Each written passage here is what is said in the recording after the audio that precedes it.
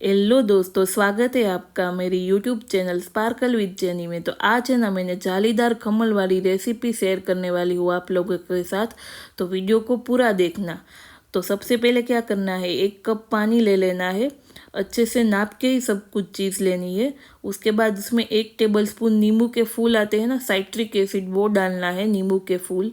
उसके बाद उसमें 1 टेबलस्पून चीनी डालनी है। अगर आपको चीनी थोड़ी सी ज़्यादा डालनी है तो डाल सकते हो। उसके बाद उसमें 1 टेबलस्पून नमक डालना है। उसके बाद उसमें 1 टेबलस्पून ऑयल डालना है। मूंगफली का ऑयल होगा तो बहुत अच्छा रहेगा। उसके बाद है ना, उसे अच्छे से हिलाना है जब तक नींबू के फूल और चीनी है ना अच्छे से पिघल जाए ना, तब तक उसे हिलाते रहना है। तो क्योंकि वो पिघलना बहुत ज़रूरी है। उसके बाद ही उसमें आटा डालना है। उसके बाद उसमें 2 कप चना का आटा डालना है, बेसन डालना है। क्योंकि 1 कप पानी लिया है ना, तो उसमें 2 कप बेसन चाहिएगा। यही खमन का रेशियो होता है और ये बहुत ज़रूरी होता है रेशियो मेंटेन करना। तो इस तरह से हम है ना आटे को अच्छे से छान लेंगे और उसे छान के ही लेना है। और वो दरदरा आटा नहीं लेना है, हमें पिसा हुआ फाइन फ्लोर ही लेना है। जो मैदा की तरह आता है ना, वो उसी तरह से पिसा हुआ फाइन फ्लोर ही लेना है। दरदरा आटा लेने से खमन हमारे अच्छे से नहीं बनेंगे। उसके बाद हमने अच्छे से छान लिया। छान लेने का बाद हमें उसे अच्छे से मिक्स करना है। क्योंकि अगर आप अच्छे से मिक्स नहीं करोगे तो उसमें गुठलियाँ रह जाएगी, तो गुठलियाँ नहीं बने उसका ध्यान रखना है। और ज़्यादा टाइम लगता है मिक्स करने में, तो धीरे धीरे आपको इस तरह से मिक्स करते जाना है। और देखो, इस तरह का बेटर हमारा रेडी हो जाएगा। अगर आप बिना छाने लोगे ना तो उसमें गुठलियाँ बनेंगी, तो वो अच्छा नहीं बनता है। आपको छान के ही लेना है। तो इस तरह की कंसिस्टेंसी बेटर में आ जानी चाहिए। उसके बाद 10 मिनट के लिए बेटर को साइड में रख देना है सेट होने के लिए, ये बहुत ज़रूरी है। उसके बाद हम है ना स्टीमर की तैयारी कर लेते हैं। क्योंकि जब तक हमारा बेटर 10 मिनट का रेस्ट ले रहा है, तब तक है ना हम स्टीमर लगा लेते हैं। तो खमन में ये बहुत ज़रूरी होता है कि स्टीमर है ना पहले से ही गर्म हो, उबला हुआ हो। क्योंकि आप पहले से गर्म नहीं करोगे, ऐसे ही रख दोगे, तो खमन में वो उबार है ना वो नहीं आएगा, वो जाली है ना वो नहीं बनेगी। तो ये देखो, मैंने स्टीमर रेडी कर दिया, उसमें गर्म पानी डाल दिया और उसे मैंने गर्म करने के लिए रख दिया। उसके बाद हमारा जो पैन है जिसमें हम खमन रखने वाले हैं, उसे अच्छे से ऑयल से ग्रीस कर लेना है। आपको इस बात का ख्याल रखना है कि जो हम जिसमें खमन बनाने वाले हैं, वो पैन है या थाली है, वो जो कुछ भी है, उसकी ऊंडाई अच्छे से होनी चाहिए। वो गहरा वाला बर्तन होना चाहिए। क्योंकि इससे ना खमन फूलते हैं तो वो बाहर निकल जाएंगे, अगर आप उसमें अच्छे से नहीं लोगे तो बर्तन। उसके बाद उसमें है ना सोडा डालना है, 1 टीस्पून जितना सोडा डालना है। उसके बाद उसमें थोड़ा सा ऊपर से है ना पानी डालना है। 1 टीस्पून जितना पानी डालोगे, और थोड़ा ज़्यादा डालना हो तो आपके हिसाब से आप डाल सकते हो। उसके बाद ये देखो, अब उसे अच्छे से हिलाना है, धीरे धीरे धीरे हिलाते जाओगे ना, तो हमारा बेटर है ना वो सोडा डालने की वजह से है ना बहुत फ्लफ़ी हो जाएगा। बहुत फ्लफ़ी हो जाएगा, इसे उड़ने लगेगा बेटर, इतना फ्लफ़ी हो जाएगा। इस तरह से हो जाना चाहिए। और ये देखो हमारा बेटर कितना अच्छी तरह से फूलने लगा है। अभी तो बहुत फूलेगा, धीरे धीरे से अब हिलाते जाओ। अगर दोस्तों आपको मेरी वीडियो है ना पसंद आ रही है ना, तो वीडियो को लाइक और चैनल को सब्सक्राइब कर देना, ताकि मुझे भी अच्छा लगेगा, मोटिवेशन मिलता रहेगा मुझे नई नई वीडियो डालने के बारे में। तो प्लीज़, अगर आपको मेरी वीडियो पसंद आ रही है तो वीडियो को लाइक और चैनल को सब्सक्राइब करना मत भूलना, मुझे अच्छा लगेगा उससे।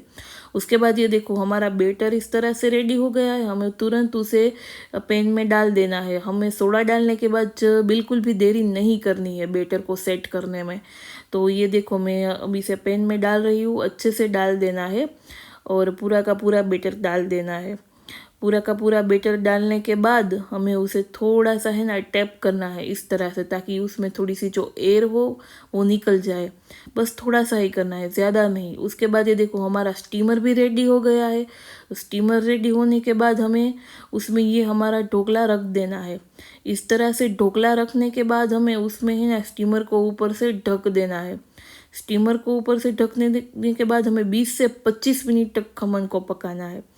20 से 25 मिनट हो गई है। अब हम चेक करेंगे, इस तरह से छुरी डाल के चेक करेंगे। देखो हमारा खमन पक चुका है क्योंकि छुरी में कुछ नहीं है। उसके बाद ठंडा होने देना है। ठंडा होने देने के बाद ही हमें खमन को पैन से निकालना है। तो हमारा खमन यहाँ पे ठंडा हो गया था, 10-12 मिनट का रेस्ट देना है, उसके बाद ही निकालना है। तो थोड़ा सा इस तरह से साइड से कॉर्नर से छुरी से निकाल लेते हैं।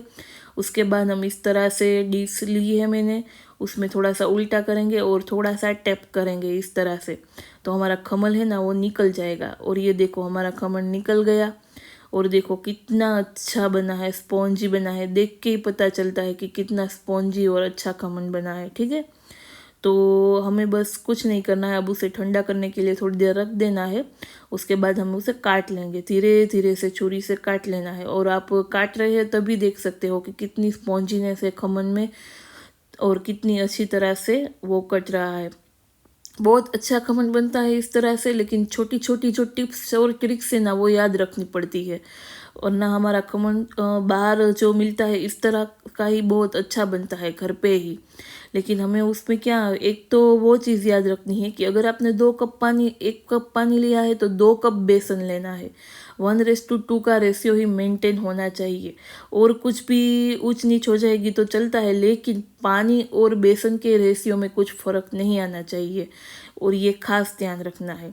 और देखो हमारा खमन यहाँ पे बन के हो गया रेडी है। तो अब हम उस पर तड़का लगाएंगे, ऊपर से वघार लगाएंगे।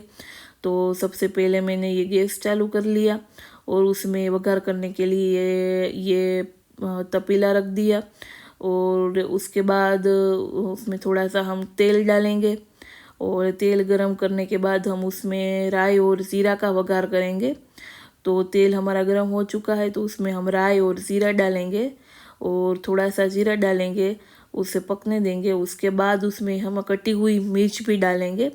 और ये देखो कटी हुई मिर्च हमने डाल दी। उसके बाद उसे अच्छे से हिलाना है, अच्छे से पकने देना है मिर्च को। उसके बाद उसमें हम थोड़ा सा पानी डालेंगे, और पानी डालने के बाद उसमें अच्छे से थोड़ा सा उबाल आ जाए, उसके बाद उसमें थोड़ी सी चीनी डाल देनी है।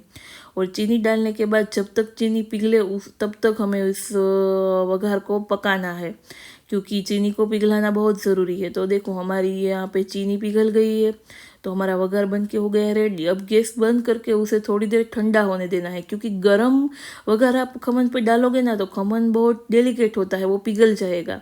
तो आपको थोड़ा ठंडा करके ही ऊपर से डालना है। तो ये थोड़ा सा ठंडा हो गया, उसके बाद ही हम उस खमन पे डाल रहे हैं।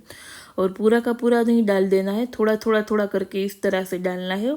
और वो कॉर्नर और एजिस पे ही डालना है, ताकि पूरा खमन पे ये वो चाशनी वो खांड का होता है ना, चीनी का, वो अंदर से लग जाए, इसीलिए।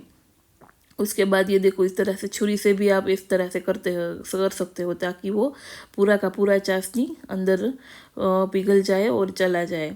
तो ये देखो हमारा खमन ऑलमोस्ट सर्व करने के लिए बन के हो गया है रेडी। अगर आपको अच्छा लगा हो तो घर पे इस तरह से बना के खा सकते हो। वो तुरंत बन ही जाते हैं, बहुत ज़्यादा टाइम भी नहीं लगता है, और बिल्कुल बाहर वाले जैसा खमन ही बनता है। जैसा हम बाहर से लाते हैं वैसा ही खमन बनता है, और बहुत टेस्टी भी बनता है। ये देखो हमारा खमन कितना अच्छा सा जालीदार बना है, जितना जैसा बाहर मिलता है वैसा ही बना है। तो बना के खाओ।